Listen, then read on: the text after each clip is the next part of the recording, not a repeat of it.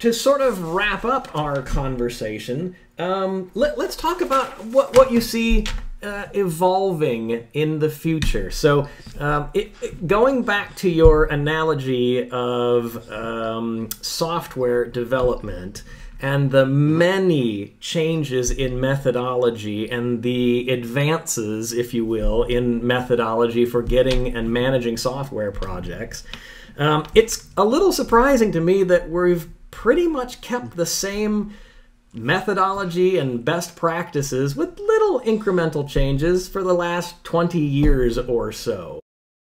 What do you see changing? What do you see the practices changing and the discipline changing? What do you think comes in the next couple of decades? Wow, decades. Years, wherever you want to go with it. Years. I don't even buy green bananas, David. The only prediction I can make with certainty is that most of my predictions will be wrong. There you go. As far as as far as taking so long, that doesn't worry me that much, because historically this kind of thinking does not involve incrementally and linearly. I think it's kind of leaps and bounds. It took data processing a long time to move from backups to we need a place for backups, hence disaster recovery. Then it took a number of years to make the leap from we need that plan B for the IT, now we need plan B for the business. So I think we'll get there. The trends that I see, I think, are both helping and hurting the cause of business continuity or resiliency.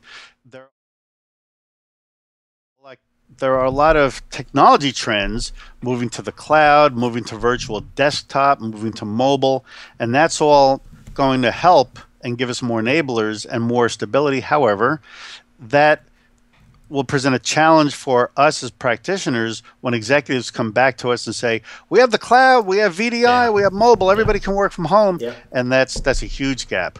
I see further integration of cyber incident management and business continuity coming together, and cyber obviously is on everyone's mind, but how many organizations have hooked up their cyber processes with so what, now it's business continuity.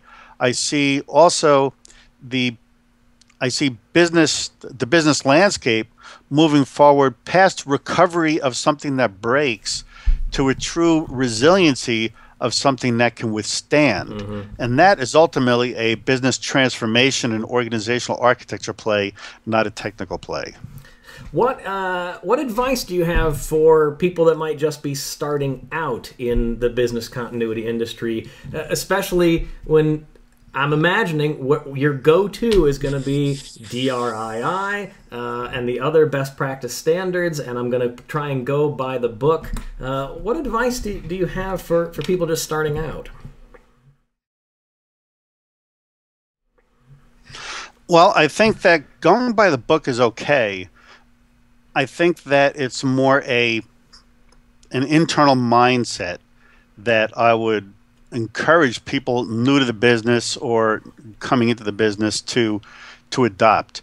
You can look at BIA and understand RTO and RPO and all that, and that's fine. I think focusing on taking a business focus to your work, taking an executive focus to sit in their desk and see, let me understand what they think about risk and what they think about recovery, taking on the mindset not of a disaster practitioner but a consultant to say my job is half technical solution of BIA and half client management, engagement management, and relationship management.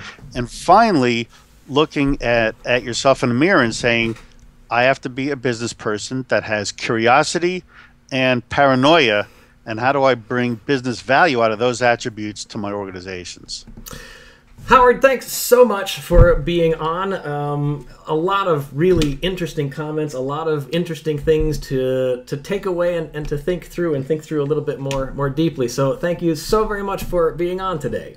It's a privilege, David.